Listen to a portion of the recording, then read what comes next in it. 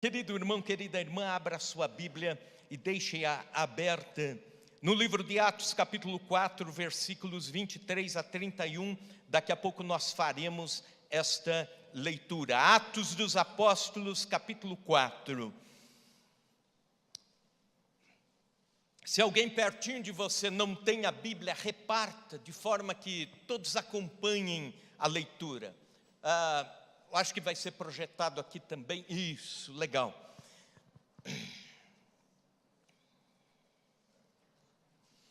Eu quero falar hoje sobre o tema, a oração assertiva da igreja.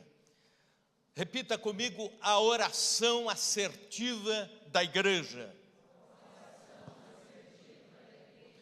De acordo com o estudioso, comentarista bíblico Herbert Lukeyer, ele escreve dizendo que na Bíblia Sagrada existem 650 orações descritas. Algumas orações são mais contundentes, como a oração de Jonas no ventre do peixe, ou como a oração desesperada de Abacuque, quando ele diz: até quando, Senhor, chamarei e tu não me ouvirás?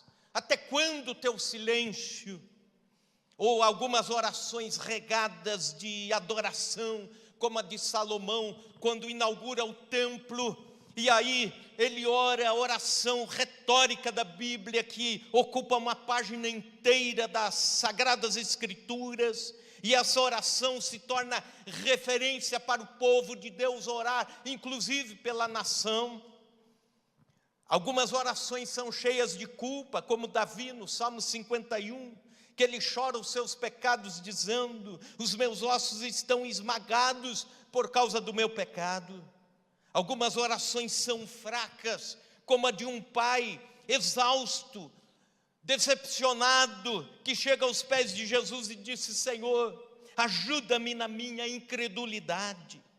Algumas orações são abnegadas, como a de Jó, quando ele sofre, e mesmo assim ele ora por seus amigos que não o compreenderam, e diz a Bíblia que quando ele ora pelos amigos, a sua vida é restaurada, o seu sofrimento se vai. Mas há uma oração coletiva na Bíblia Sagrada que muito me chama a atenção, porque é a oração da igreja toda, é a oração do povo de Deus, é a comunidade levantando a voz aos céus, ao trono de Deus, pela nação e pela comunidade e pela fé, pelas circunstâncias em que eles oram, pela forma em que oram, pelo resultado da oração, é que eu chamo de uma oração assertiva, isto é, uma oração eficaz, objetiva, uma oração bem dirigida, com um alvo definido. E esta oração está nestes versos da Bíblia. Acompanhem comigo. Uma vez soltos, procuraram os irmãos e lhes contaram quantas coisas lhes haviam dito os principais dos sacerdotes e os anciãos. Ouvindo isto, unânimes, levantaram a voz a Deus e disseram: Tu, soberano Senhor, que fizeste o céu e a terra e o mar e tudo o que neles há, que disseste por intermédio do Espírito Santo, por boca de Davi, nosso pai, teu servo, porque se enfureceram os gentios e os povos imaginam coisas vãs. Levantaram-se os reis da terra e as autoridades ajuntaram-se a uma contra o Senhor e contra o seu ungido, porque verdadeiramente se ajuntaram nesta cidade contra o teu santo servo Jesus, ao qual ungiste Herodes e Pôncio Pilatos, com gentios e gente de Israel, para fazerem tudo o que a tua mão e o teu propósito predeterminaram. Agora, Senhor, olha para as suas ameaças e concede aos teus servos que anunciem com toda a intrepidez a tua palavra. Enquanto estendes a mão para fazer curas, sinais e prodígios por intermédio do nome do teu santo servo Jesus. Tendo eles orado, tremeu o lugar onde estavam reunidos. Todos ficaram cheios do Espírito Santo e com intrepidez anunciavam a palavra de Deus. Pedro e João, em nome de Jesus, operaram um milagre, a cura de um paralítico à porta do templo, a porta chamada Formosa. A seguir, houve desdobramentos. Entre esses desdobramentos, uma intensa perseguição contra a igreja. Quando Deus começa a agir através da igreja, não esqueça isso, o inimigo e o inferno começam a lutar contra a ação de Deus, contra o povo de Deus, contra a obra de Deus. E neste contexto é que eles se unem em oração. Mas eu quero levantar as características desta oração assertiva. A Bíblia registra nesses versos as palavras que eles usaram numa oração coletiva, numa oração congregacional, numa oração poderosa. E depois, no versículo 31, resultado desta oração: todos cheios do Espírito Santo, e o lugar onde estavam tremeu. Veja comigo algumas destas características desta oração. Em primeiro lugar, a oração assertiva da igreja é feita em unidade de coração. Versículo 24, a primeira parte: ouvindo isto, unânimes levantaram a voz a Deus. A forma de preservar o zelo sem a violência, a forma de preservar o espírito de igreja era orando unânimes, juntos em oração. Mas essa palavra unânimes é mal traduzida, porque não existe no português uma palavra que traduza o que vem do texto original do grego. Aparece aqui uma palavra que algumas vezes é citada no livro de Atos dos Apóstolos, uma palavra feia e comprida, chamada homotumedum. Quer dizer, eles oraram unidos de alma, unidos de espírito, apaixonadamente unidos, um propósito único, absoluto, fervorosamente unidos. Eles oraram de forma que não era apenas o estarem juntos para a oração, mas era um propósito único, eram apaixonadamente unidos na oração. E os resultados disso são abençoadores para a vida da igreja. Essa palavra, por exemplo, aparece quando os discípulos oravam esperando o Espírito Santo. E o que aconteceu? O Espírito Santo desceu sobre os 120 que estavam ali no dia de Pentecostes. Após o Pentecostes, a Bíblia diz que eles estavam diariamente unidos desta forma, homotumedum. E quando estavam unidos desta forma, a unidade era tão intensa que Deus acrescentava pessoas que iam sendo salvas, iam sendo alcançadas. Em meio a sinais e prodígios, esta palavra aparece novamente. Em meio a milagres e conversões em Samaria, esta palavra aparece novamente, este tipo de unidade ardente. Quando a liderança estava discutindo a política entre judeus e gentios, quem era mais convertido do que quem, a Bíblia diz que a conclusão foi de uma forma tão unida que eles agradaram o coração de Deus. E nesta palavra aparece novamente.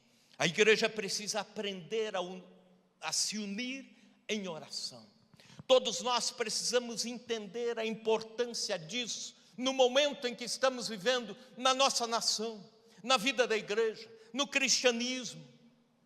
Quando nós oramos de forma unida, unidos de espírito, unidos de alma, unidos de coração, os céus se abrem. E Deus não resiste a esta oração. Sabe por quê? Em Gênesis capítulo 11, versículo 6, há um texto que no mínimo é intrigante. O texto diz: e o Senhor disse, eis que o povo é um, falando lá da torre de Babel, eis que o povo é um, e todos têm a mesma linguagem. Isto é apenas o começo, agora não haverá restrição para o que intentam fazer. Quando eu me deparo com esta narrativa, quando eu me deparo com esta declaração de Deus, eu fico impressionado que o próprio Deus chega e diz: a unidade do ser humano pode muito, pode muito. E todos nós conhecemos o desfecho dessa história. Eu quero dizer com isso, irmão e irmã, quando estivermos chamando para a oração, participe das escalas de oração, participe dos movimentos de oração, participe das reuniões de oração, participe das vigílias de oração, ore pela nação, unido de espírito com a igreja, ore pela igreja com o coração unido aos demais irmãos. Vamos todos orar pelas causas levantadas, pelos enfermos, pelos abatidos, com o coração unido uns aos outros. Esta é uma oração assertiva. Mas em segundo lugar, a oração assertiva da igreja traz à mente a soberania de Deus. Veja comigo o versículo 24.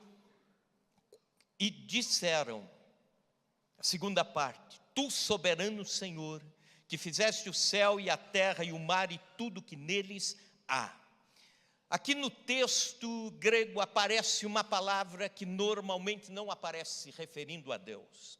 Deus é chamado no Novo Testamento de Theos, Deus.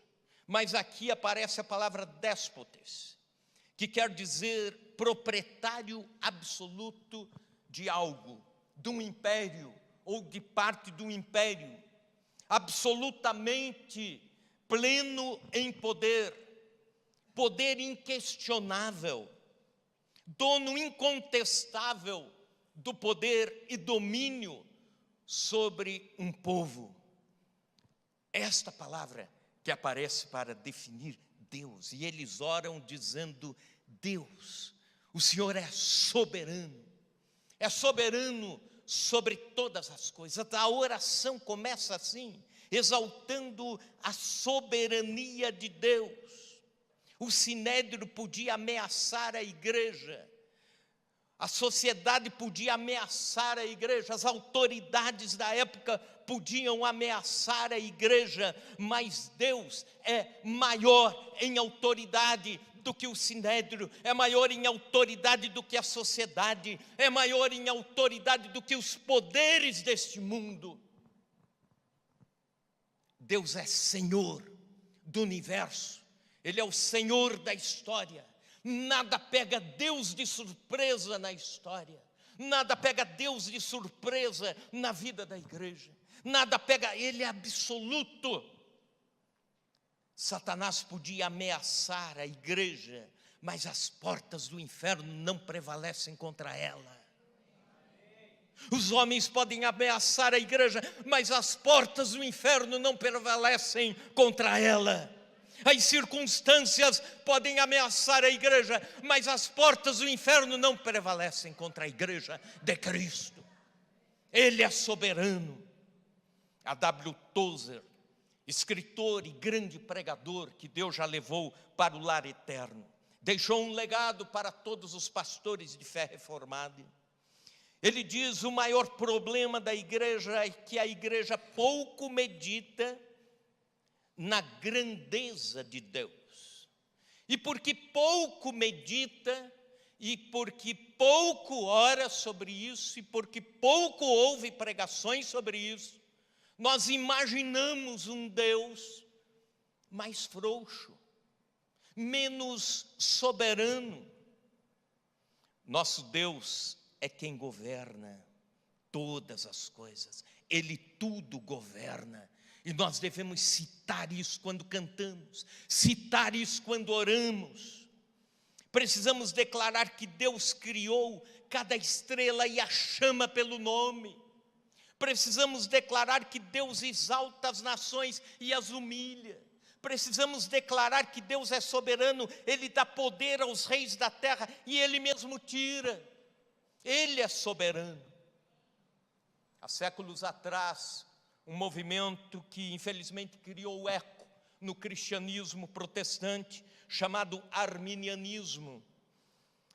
Questiona a soberania absoluta de Deus, insinuando que o homem, o ser humano, tem alguns poderes de decisão, que podemos virar algumas coisas, algumas chaves, alguns botões nessa história, e podemos fazer Deus pensar diferente ou agir diferente. Mas eu quero te dizer, em nome de Jesus, nesta noite, declare e viva a soberania de Deus. Ele é Senhor da história. E Ele não somente é Senhor da história, mas Ele escreve a história. Soberano.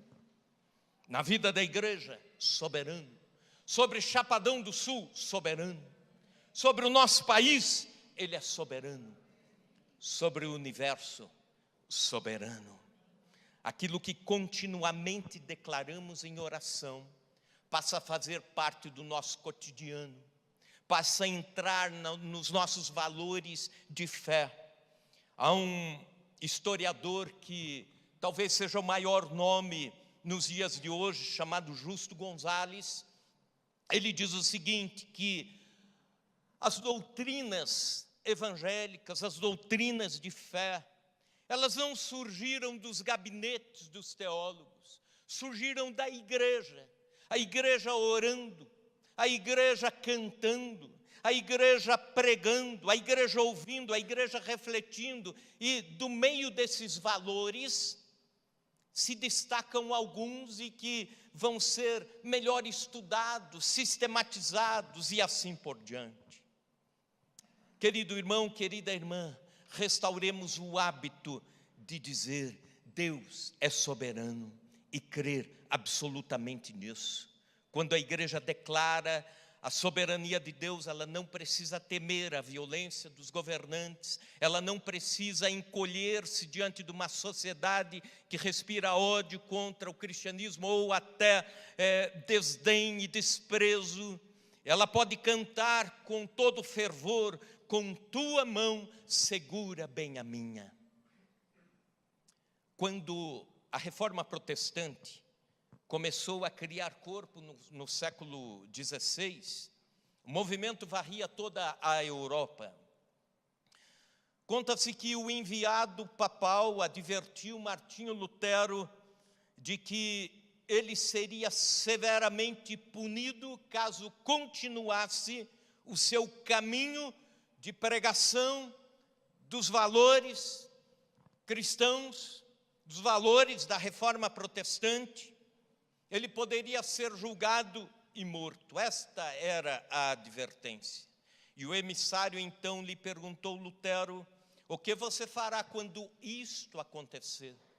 E Lutero respondeu com muita segurança: quando isto acontecer, então, como agora, eu estarei nas mãos de um Deus que é soberano. Querido irmão, querida irmã, quando as lutas vierem, as tribulações vierem, as perseguições vierem, você está nas mãos de um Deus que está acima, soberano, absoluto, é o teto dos tetos. Terceira característica, a oração assertiva da igreja é fundamentada na palavra de Deus. Veja comigo os versículos 25 e 26. Aqui há uma repetição do Salmo 2. Que disseste por intermédio do Espírito Santo, por boca de Davi, nosso pai, teu servo. E agora começa a citação. Porque se enfureceram os gentios e os povos imaginaram coisas vãs. Levantaram-se os reis da terra e as autoridades ajuntaram-se a uma contra o Senhor e contra o seu ungido. A igreja conhecia a palavra e citou o Salmo 2. Eles sabiam que havia uma rebelião programada na história contra o cristianismo, contra Cristo e contra os seguidores de Cristo. Eles sabiam, pela consulta à lei, aos profetas, eles sabiam pela consulta à palavra de Deus, eles sabiam por boca de Davi, isso registrado no livro dos Salmos, de que a perseguição e a morte de Cristo era um fato na história a acontecer. Então eles não estavam admirados com a perseguição. Eles apenas citaram dizendo: Senhor, isso já estava programado para acontecer. No momento da aflição, a igreja tem que buscar subsídios na Bíblia Sagrada para orar. Não é apenas citar a Bíblia, mas estarmos fundamentados nos valores e nas promessas da Bíblia Sagrada para então orarmos e termos certeza que nossa oração está sendo eficaz por causa da palavra de Deus e das promessas do Senhor. Há cristãos que oram sem conhecer os desígnios de Deus contidos na Bíblia Sagrada. Algumas orações chegam a afrontar os ouvidos de Deus. Orar por alguma coisa que esteja contrário aos princípios citados no manual de vida que chamamos Palavra de Deus, Bíblia Sagrada, Cânon Sagrado ou Escritura Sagrada, como você quiser. Mas aqui está o certo e o errado para a nossa vida. Nestas páginas estão contidas os desígnios de Deus, os propósitos de Deus, as leis de Deus. E precisamos entender isso, para que a nossa oração não seja vã, para que a nossa oração não seja idolátrica, para que a nossa oração não seja apenas uma mandiga evangélica, não seja uma macumba gospel. Não podemos nos unir. Alguns movimentos que oram de uma forma tão rasa, buscando a Deus algumas coisas para o próprio deleite, para a própria vida, para a própria glória, para o próprio ego. Lembro de uma mulher, amante de um homem, pai de família, e ela orava, pedindo a Deus para que este homem se separasse da sua família e da sua esposa, para ela ficar com ele. Assisti uma reportagem sobre o crime organizado há uns 15 anos atrás ou mais, e os ladrões se preparavam, se armavam para descer os morros do Rio de Janeiro, com armas pesadas nas costas, armados até os dentes. E o repórter pediu para que eles fizessem a reportagem de uma forma secreta, preservando a identidade e tudo mais, e fizessem assim, um pequeno teatro daquilo que acontece antes de um assalto a banco. Talvez alguns aqui assistiram pela Rede Record esta reportagem. E esses homens armados deram as mãos e antes de descer o morro, em carros blindados, para assaltarem, para matarem, eles oraram o Pai Nosso. Para piorar, um dos assaltantes disse: lá em casa nós todos somos evangélicos. Veja a expressão, nós todos somos evangélicos. Ele se inclui. E aí ele diz: enquanto eu estou indo lá para trabalhar, minha mãe está de joelhos dobrados, orando por mim, para que a polícia não nos pegue. Todos nós assistimos estupefados. Algum tempo atrás, alguns anos atrás, não me lembro quando isso aconteceu, um assessor de um deputado encher a meia com dinheiro sujo da corrupção, das propinas, e fazer a distribuição daquele dinheiro num gabinete, e ainda orar a Deus para que aquele dinheiro fosse usado de forma abençoada. Isso é oração que afronta o coração de Deus. Isso é oração fetichista. Este tipo de oração é levantada por gente que não conhece a Bíblia nem os desígnios de Deus.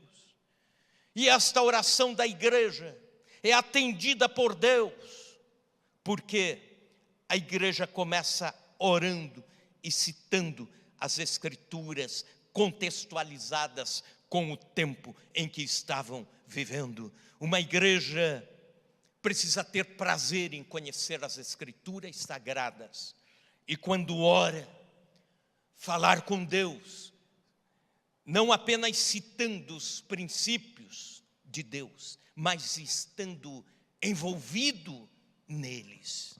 Quarto lugar, a oração assertiva da igreja reconhece que a maldade humana não frustra os desígnios de Deus. Veja comigo versículos 27 e 28.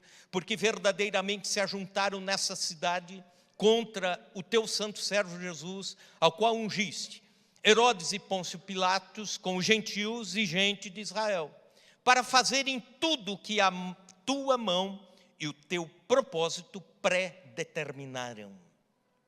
As trevas odeiam a luz. É até desnecessário dizer isso. Quando se trata de combater o bem, o mal reúne todas as suas forças numa coalizão do inferno para lutar contra os princípios de Deus, o povo de Deus, a igreja de Deus. Herodes e Pilatos eram inimigos. Eles não se bicavam, não se falavam, mas quando se tratou de condenar Jesus, eles se falaram e entraram num acordo. Fizeram amizade para condenar Cristo. Os judeus e gentios eram inimigos, mas quando se falou em perseguir a igreja de Cristo, eles se juntaram.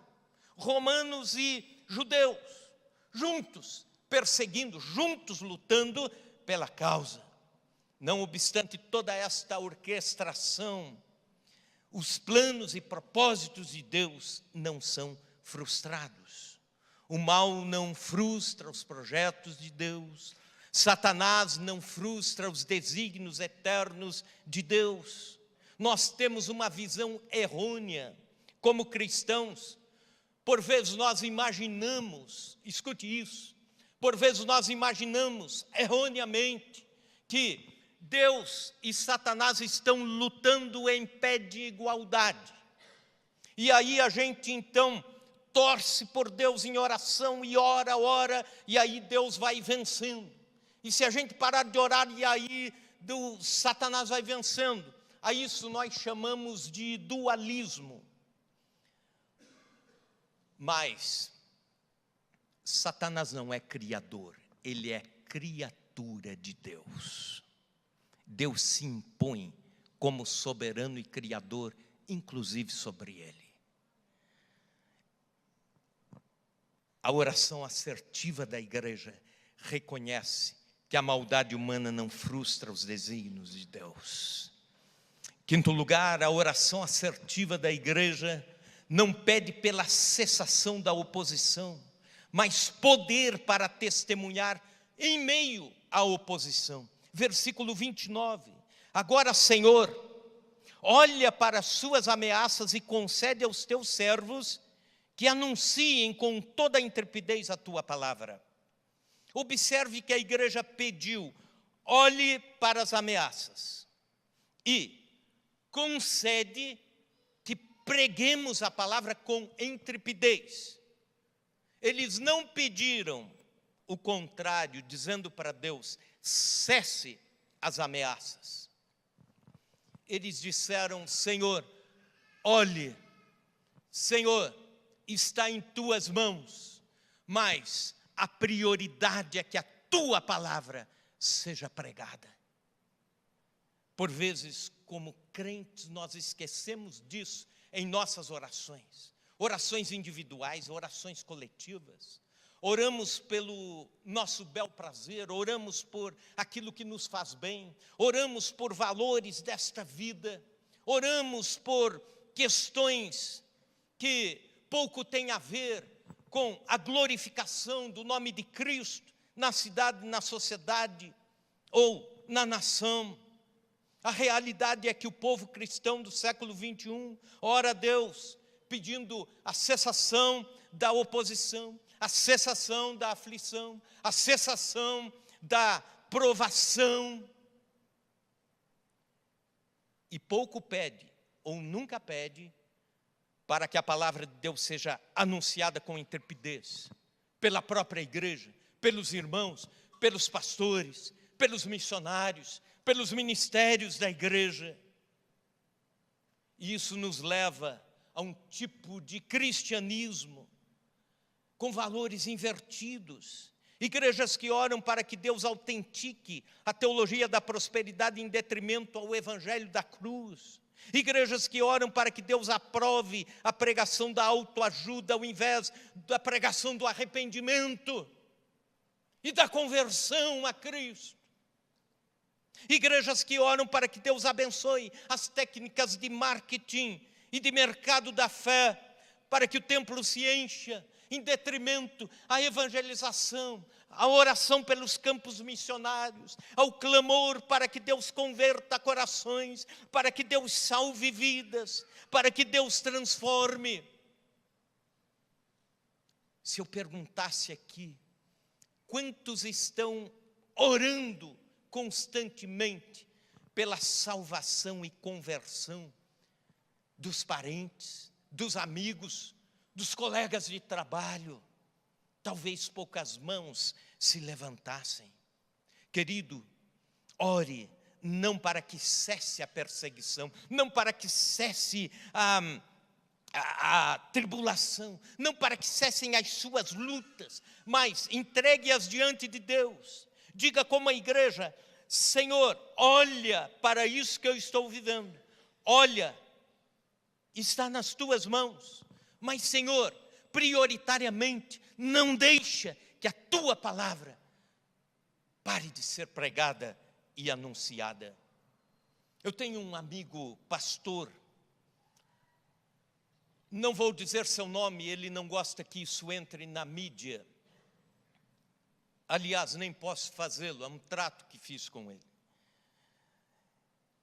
Ele não é brasileiro, ele é palestino, convertido a Cristo de uma forma milagrosa. Deus o chamou no ano de 1986 para pregar o evangelho entre os irmãos da sua terra, entre muçulmanos, palestinos, pessoas pobres dos campos de refugiados, gente oprimida pelo Islã. Ele mesmo sofreu muitas perseguições. A última vez que ele esteve no Brasil, estive com ele, conversamos, tomamos café junto, conversamos sobre a igreja, tive a oportunidade de tê-lo pregando na igreja que eu pastoreava até então. E numa das conversas, estávamos assim, conversando, e alguém mandou uma mensagem, dizendo: pastor, ora por favor, por aquele problema do INSS que está demorando para ter a resposta. E eu mostrei a ele a mensagem. Ele disse, ele fala muito bem o português, aliás, ele fala 6 idiomas, muito bem. Ele pertenceu à direção do grupo Hamas, é alguém que tem proeminência, teve proeminência na política palestina, mas hoje tem o coração quebrantado e prega o evangelho na igreja sofredora. Irmãos e irmãs que se reúnem de 6 em 6, em pequenos grupos, durante a madrugada, em cavernas, em subsolo, para que não sejam pegos pela Sharia, a polícia religiosa, a polícia do Islã. E ele disse, olhando aquela mensagem, ele disse: pastor Copesca, isso aqui para mim não faz sentido. E para o nosso povo lá também não faz. Sabe onde nós gastamos o nosso tempo orando? Nós gastamos os nossos joelhos, o nosso tempo, o nosso clamor, a nossa energia, orando para que Deus converta corações de muçulmanos ao Evangelho. Oramos para que Deus faça com que pessoas, quando são presas, pegas em armadilhas da polícia muçulmana, não negue a fé, não delate a igreja. São valores diferentes. Ele disse: vocês têm tudo aqui no Brasil, têm tudo o que poderiam ter, e ainda estão incomodando Deus com coisas tão fúteis. E eu fiquei com vergonha. Nós precisamos orar a Deus não pela cessação das tribulações, das lutas, das provações, mas por poder de Deus para anunciarmos o Evangelho de Cristo. Sexta e última característica: a oração assertiva da igreja manifesta a expectativa da ação milagrosa de Deus. Versículo 30, enquanto estendes a tua mão para fazer curas, sinais e prodígios, por intermédio do nome do teu santo servo Jesus. Eles oram pela pregação e oram também para que Deus continue a operar no meio da sociedade com sinais e prodígios. Em meio à perseguição, a igreja não pede vingança. A igreja pede milagres de misericórdia. Não pediam para que Deus destruísse os inimigos. Não pediram para que Deus fizesse cair fogo do céu sobre os gentios e sobre os judeus, sobre Herodes ou sobre Pilatos, sobre o Sinédrio. Não. Eles pediam que, enquanto eles pregavam com intrepidez, o Espírito Santo de Deus operasse curas, sinais e prodígios. Uma igreja cheia do Espírito Santo é uma igreja que tem sinais sobrenaturais. Deus opera no âmbito natural, creia nisso. E Deus opera no âmbito sobrenatural, creia nisso também. Uma igreja cheia do Espírito Santo tem expectativas a respeito da ação poderosa de Deus. Uma igreja cheia do Espírito Santo aguarda o agir de Deus enquanto vai pregando, enquanto vai anunciando. Quando prego sobre isso, por exemplo, lembro-me de alguns insights da história tão rica da Igreja Presbiteriana Independente no sul de São Paulo e norte do Paraná. Talvez alguns aqui já tenham ouvido falar de um dos pastores que foi eminente na pregação do Evangelho, Jonas Dias Martins. Foi pastor de pastores, foi modelo para algumas gerações. Foi ele, aliás, um modelo de pastor para o reverendo Messias, que é um grande pregador entre nós. Jonas Dias Martins se preocupava em pregar o Evangelho, anunciar o Evangelho, abrir igrejas, abrir congregações, e tudo isso no lombo do cavalo. Ele levava 2 malas na sua viagem, uma à esquerda do cavalo, outra à direita.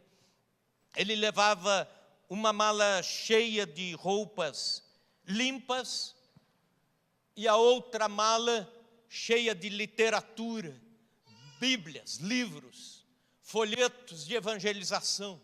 E à medida que ele ia passando por lugarejos, fazendas, distritos, ele ia anunciando o Evangelho, ele ia pregando, ele ia juntando pessoas. E desses ajuntamentos de pessoas, hoje existem igrejas como a de Presidente Prudente, a de Londrina, quem mais? A de IEP, a de Presidente Venceslau, e vários lugares por onde ele passava, juntando pessoas, gente que trabalhava na lavoura do café, ia pregando, anunciando, levando o Evangelho de Cristo. E ele não se preocupava em orar pela sua segurança, mas Deus cuidava dele. A expectativa era sempre de que Deus iria fazer coisas milagrosas por ele, enquanto ele ia fazendo a missão, enquanto ele ia anunciando. Houve uma situação em que o reverendo Jonas Dias Martins ia de uma fazenda para outra. Ele tinha pregado o evangelho, tinha feito cultos num lugar e estava indo por um escampado, por uma estrada deserta, por um carreiro com o seu cavalo, e lá adiante vieram 2 homens, também a cavalo, e chegaram perto dele com armas nas mãos. E o reverendo Jonas sempre, não obstante andar a cavalo, ele andava bem vestido, terno, preto, camisa branca, sapatos bem lustrados, um chapéu estiloso, cavalo bem cuidado. E imaginaram que ele tinha dinheiro. Com as armas, chegaram próximo. Ele parou, aguardou. Aqueles homens fizeram a volta e foram embora. Ele continuou a sua viagem. Alguns dias depois, ele passava por um determinado vilarejo ali perto, pregando o evangelho, anunciando que teria culto num determinado salão. E aqueles homens chegaram para falar com ele. Disseram: pastor, nós somos aqueles 2 homens que estávamos armados aquele dia, lá naquela estrada da fazenda. Nós iríamos assaltá-lo, nós iríamos roubá-lo. Se necessário fosse, iríamos atirar. Estávamos armados. Não sabíamos que era o Senhor. Mas não o fizemos, porque quando chegamos bem perto, de repente, algumas dezenas de cavaleiros vieram ao seu lado. E Jonas disse: não, eu estava sozinho. Não, o Senhor foi cercado por um exército de cavalaria. Aleluia. Enquanto você prega, Deus está provendo sinais e prodígios. Aleluia. Enquanto a igreja se move na pregação, Deus se move no sobrenatural. Ele faz. Quero convidar você, fique em pé nesta hora. O texto termina com o versículo 31, dizendo: tendo eles orado, tremeu o lugar onde estavam reunidos. Todos ficaram cheios do Espírito Santo e com intrepidez anunciavam a palavra de Deus. Quando a igreja ora em unidade absoluta, quando a igreja ora reconhecendo a soberania de Deus, quando a igreja ora fundamentada na palavra de Deus, quando a igreja ora reconhecendo que a maldade humana não suplanta os desígnios de Deus, quando a igreja ora pedindo o poder de Deus para testemunhar em meio à oposição, quando a igreja ora manifestando expectativa da ação milagrosa de Deus, Deus derrama o seu Espírito Santo sobre a igreja.